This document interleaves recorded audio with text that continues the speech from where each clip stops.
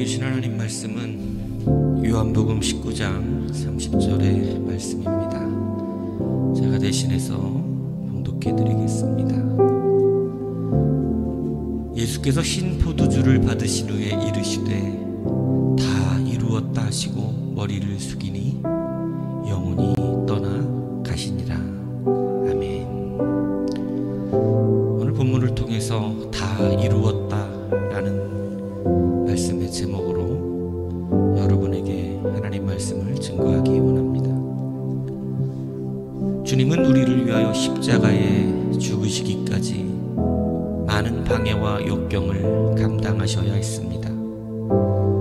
그러나 주님은 그 모든 방해를 이기시고 십자가상에서 그 주님의 모든 목적을 이루셨다고 하시며 숨을 거두셨습니다. 주님께서 이 땅에 감당하셔야 했던 모든 여정을 이제는 다 완수하셨다는 말씀입니다. 그리고 사흘 만에 부활하시어 죄와 사망의 권세를 깨뜨리시고 우리를 구원해 주셨습니다. 주님이 걸으신 이 길은 결코 감당하기 쉬운 일이 아니었습니다. 수많은 유혹을 뿌리쳐야 하고 자기를 돕는 편 같은 자들을 거절해야 하며 자기를 좋다고 따르는 자들도 외면해야 하는 길이었습니다. 또한 자아를 버려야 하며 때로는 사람들과 극단적인 갈등을 가지기도 해야 했던 그러한 길이었습니다. 그러나 오늘 우리는 그 모든 것을 이기신 그 주님의 길을 닮아가야 합니다. 그래 오늘도 우리는 주님께서 걸어가시고 승리하셨던 그 길을 다시 한번 함께 살펴보고 우리도 그 십자가 맡겨주신 그 길의 승리를 얻는 귀한 은혜가 있기를 주님의 이름으로 축복합니다. 어떻게 주님은 이 모든 것을 다 이루실 수 있는 그러한 길을 걸어가실 수 있었을까요? 첫째는 내가 아니라 오직 주님을 기준으로 삼으셨기 때문입니다. 주님은 공생애를 시작하시면서 마귀의 방해를 이기셔야 했습니다. 마귀는 예수님께 네가 하나님의 아들이여들이라는 말로 자신을 증명하라는 그러한 말을 듣게 됩니다. 그러나 세 번의 마귀의 네가 하나님의 아들이여든 이라는 시험에 대해 주님은 오직 하나님이라고 하는 대답으로 승리해내십니다. 하나님의 입에서 나오는 말씀으로 살 것이라. 오직 하나님께 경배하라. 주 너의 하나님을 시험하지 말라. 주님은 자신의 이름을 증명하는 것이 아니라 오직 하나님을 증명하셨습니다. 자기가 하나님의 아들이라고 하는 것을 증명했던 것이 아니고 오직 하나님의 그 이름을 증명하셨던 것입니다. 우리가 우리에게 주어진 십자가를 온전히 이루지 못하는 첫 번째 요인은 우리는 주님의 이름을 부르면서도 은연중에 자기 자신의 이름을 드러내고자 하기 때문입니다. 하나님의 일을 하기보다 내가 하나님의 일을 하려고 하기 때문입니다.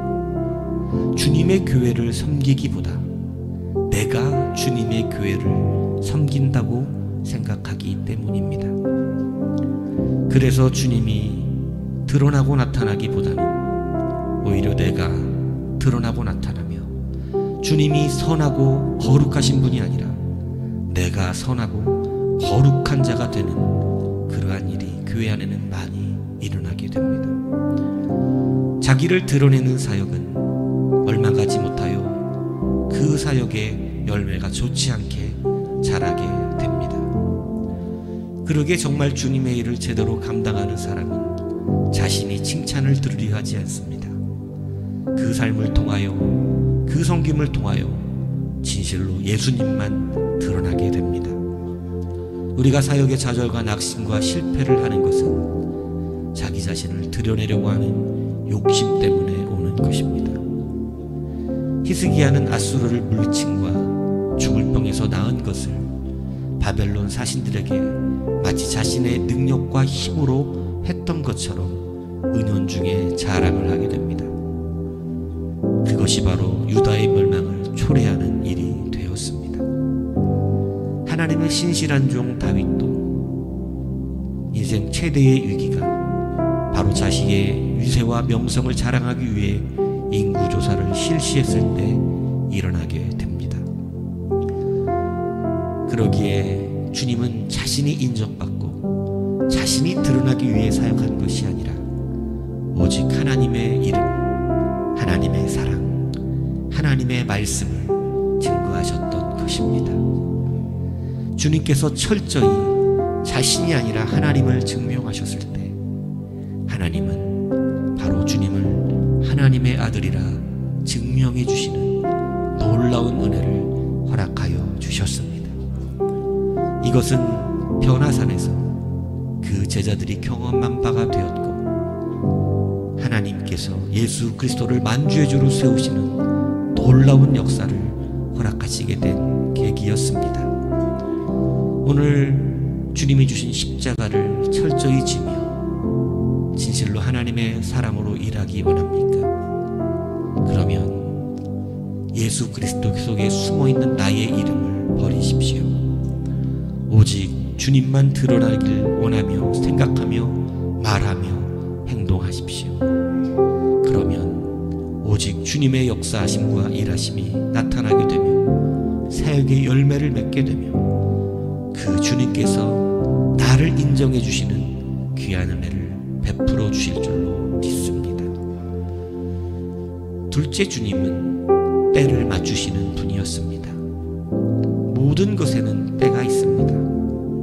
주님은 그냥 마구잡이식으로 일하신 것이 아닙니다. 모든 때를 맞추어 일하셨습니다. 때가 아직 낮음에 나를 보내신 이의 일을 우리가 하여야 하리라. 밤이 오리니 그때는 아무 일도 할 수 없느니라. 너희는 명절에 올라가라. 내 때가 아직 차지 못하였으니 나는 이 명절에 아직 올라가지 아니하노라. 이르시되 성한 아무에게 가서 이르되 선생님 말씀이 내 때가 가까웠으니 내 제자들과 함께 유월절을 내 집에서 지키겠다 하시더라 하라. 보라, 너희가 다 각각 제 곳으로 흩어지고 나를 혼자 둘 때가 오나니 벌써 왔도다. 그러나 내가 혼자 있는 것이 아니라 아버지께서 나와 함께 계시느니라. 주님은 모든 때를 맞추시는 분이었습니다. 곧 그 때는 자기의 때가 아니라 하나님 아버지의 때였습니다. 그러므로 요한이 고백한 것처럼 주님이 혼자 계신 것이 아니라 바로 그 아버지께서 함께 계시는 귀한 은혜를 받게 된 줄을 믿으시기 바랍니다. 하나님이 우리와 함께하지 않는 것처럼 느낄 때는 우리가 하나님의 때에 맞춘 것이 아니라 바로 내가 내 때에 맞추었기 때문에 그렇습니다. 그러나 우리가 하나님의 때를 맞추어 사역하면 하나님은 늘 우리와 함께 하시는 것 같은 그러한 은혜와 그러한 만족과 그러한 기쁨을 누리게 되는 것입니다. 마르다와 마리아의 오빠인 나사로가 병들었을 때 주님은 이틀이나 더 지체하고 가십니다. 사람의 때를 생각할 때는 너무 지체하신 것입니다. 그래서 마리아와 마르다 모두 주님 앞에 왜 빨리 오시지 않았냐고 자기의 괴로운 심정을 토로하게 됩니다. 그러나 주님의 때는 지금이 맞습니다. 나사로가 죽어야 하는 것이었습니다. 주님은 나사로를 무덤에서 불러내어 살리셨습니다. 이 일로 하나님은 크게 영광을 받으셨으며 많은 사람들이 예수님을 믿게 되었습니다. 그러기에 전도서 3장에는 모든 일에는 목적을 따라 때가 있다고 가르칩니다. 심을 때가 있고 뽑을 때가 있으며 죽일 때가 있고 치료해 줄 때가 있으며 허물어야 할 때가 있고 세워야 할 때가 있으며 찾아야 할 때가 있고 포기해야 될 때가 있으며 간직해야 될 때가 있고 던져버려야 할 때가 있다고 가르칩니다. 무조건 세워주는 것이 좋은 것도 아니고 무조건 치료해준다고 좋은 것도 아닙니다. 무조건 씹는다고 되는 것도 아닙니다. 하나님의 때를 따라, 하나님의 목적을 따라 그 때에 맞추어 함께 움직이는 것, 바로 주의 구름 기둥과 불 기둥을 따라 움직이듯이 하나님의 말씀을 따라 순종하며 걸어가는 그 때에 하나님께서는 모든 일을 이루시며 함께 하시며 역사하시는 능력이 나타나게 됩니다. 주님은 바로 그 하나님의 때를 맞추어 일하셨습니다. 그 때는 이미도 성경에 기록된 모든 때였습니다. 하나님이 말씀하신 그 때에 맞추어 그 말씀을 따라 주님은 모든 사역을 감당하셨던 것입니다.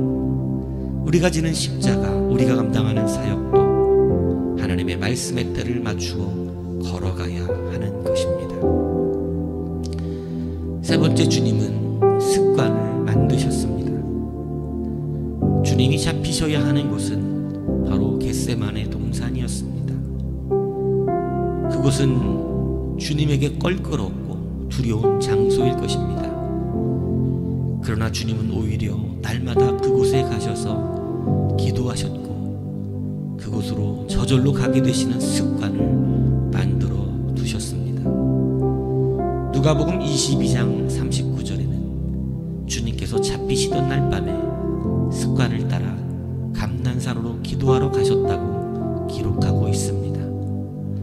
주님은 겟세마네 동산에서 기도하는 습관을 들이셨고 잡히셔야 하는 그날에도 그 기도의 습관을 따라 도망하지 아니하시고 그곳에 가셨던 것입니다. 습관이 되지 않은 것은 실력이 아니라는 말이 있습니다. 다시 말하면 완전 습관화가 되어야 비로소 실력이 된 것이라는 이야기입니다. 그래서 할 줄 아는 것과 습관이 된 것은 전혀 다른 말입니다. 기도를 할 수 있는 사람이 중요한 것이 아니라 기도의 습관이 된 사람이 중요한 것입니다. 새벽 예배를 나올 수 있는 사람이 중요한 것이 아니라 새벽 예배에 바른 습관이 들어있는 것이 중요한 것입니다. 말씀을 읽을 줄 아는 사람이 중요한 것이 아니라 말씀을 읽을 줄 아는 습관이 들어있는 사람이 중요한 것입니다. 주님은 습관이 되어 기도하셨지만 제자들은 습관이 들지 않았으므로 한시도 깨어 함께 기도하지 못하고 졸게 됩니다. 아직도 예배 시간에 딱 맞추어 오거나 새벽 예배에 졸며 말씀을 듣거나 읽지 못하며 하나님의 일들을 습관적으로 감당할 수 없는 사람은 아직 실력이 된 것이 아닙니다. 우리는 실력이 되기 위해서 온전하고 귀한 습관을 만들어 가야 합니다. 주님께서도 그냥 감당하신 것이 아니라 바로 습관을 만드셨음을 여러분은 기억하시기 바랍니다. 네 번째, 가장 중요한 것은 바로 목적을 잃지 않는 사역입니다. 주님의 목적의 사역, 주님의 사역의 목적은 곧 사랑이었습니다. 다 이루어졌다고 하신 것은 바로 그 사랑을 끝까지 감당하셨다는 말입니다. 우리가 받은 십자가를 실패하는 이유는 바로 사랑이라는 목적지를 잃어버리기 때문입니다. 주님은 요한복음 3장 17절에 하나님이 그 아들을 세상에 보내신 것은 세상을 심판하려 하심이 아니요 그로 말미암아 세상이 구원을 받게 하려 하심이라 하셨습니다. 주님의 사역은 많은 사람들을 구원하는 일에 있었던 것입니다. 그러기에 예수님을 십자가에 못 박고 그 옷을 제비 뽑아 나누는 그들 앞에서도 여전히 변함없는 그 목적을 이루어 가십니다. 주님은 로마 병사들을 위하여 이렇게 기도하십니다. 이에 예수께서 이르시되 아버지 저들을 사하여 주옵소서. 자기들이 하는 것을 알지 못함이니이다. 때로 우리는 사역을 감당하다가 여러 가지 상처나 상황으로 그 목적을 상실해 버리기 일쑤입니다. 도우려 했는데 상대가 너무 뻔뻔하고 강박하여 나에게 피해를 주면 오히려 우리는 미워하게 됩니다. 그러나 이것은 목적을 상실한 것입니다. 주님은 자신을 배신한 베드로를 끝까지 사랑하셨고 붙들어 주셨습니다.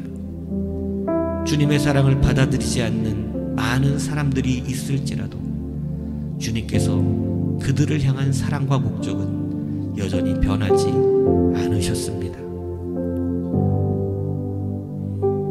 유월절 전에 예수께서 자기가 세상을 떠나 아버지께로 돌아가실 때가 이른 줄을 아시고 세상에 있는 자기 사람들을 사랑하시되 끝까지 사랑하시니라. 주님은 이렇게 모든 것을 감당하시며 끝까지 그 구원의 사역을 이루어 주셨습니다. 오늘 우리가 주님을 닮아간다라고 하는 것, 주님이 주신 그 십자가를 붙들고 이제 얼마 남지 않은 이 세상 주님을 위해서 살다가 아름답게 주님으로 갈 수 있는 그 길, 그것은 이제 그 주님이 가셨던 십자가의 길을 따라 우리도 함께 걸어가는 길일 것입니다. 오늘은 주님께서를 위하여 십자가를 짊어지시고 골고다 언덕을 올라가신 그 사망의 길을 걸어가신 그 날입니다. 우린 이미 주님의 부활을 알고 있지만 모든 세상이 어두워진 길이었고 모든 것이 꺼져버린 것 같은 그러한 길이었습니다. 그러나 우리는 그 길이 어떤 길인지를 알고 있습니다. 그 길은 주님께서 그 열매를 이루시기 위하여, 우리를 구하시기 위하여, 다 이루었다라고 말씀하시기 위하여 바로 끝까지 자기를 부인하고 하나님의 말씀을 따라 그 때를 쫓아 걸어가셨던 길입니다. 그 길은 잠시도 흔들림 없이 우리를 사랑하셨던 길이었고 바로 주님께서 날마다 걸어가셨던 습관을 따른 길이었습니다. 오늘 다시 이 길을 함께 걸어가십시오. 주님 위에 살다 주님이 주시는 그러한 꼴을 먹고 주님께서 기뻐하시는 열매를 맺으면 마지막 그날 주님 앞에 서서 사랑하시는 주님의 아름다운 음성을 통하여 잘하였다, 착하고 충성된 종아, 이 귀한 음성을 듣는 우리 모두가 되기를 주님의 이름으로 축복합니다.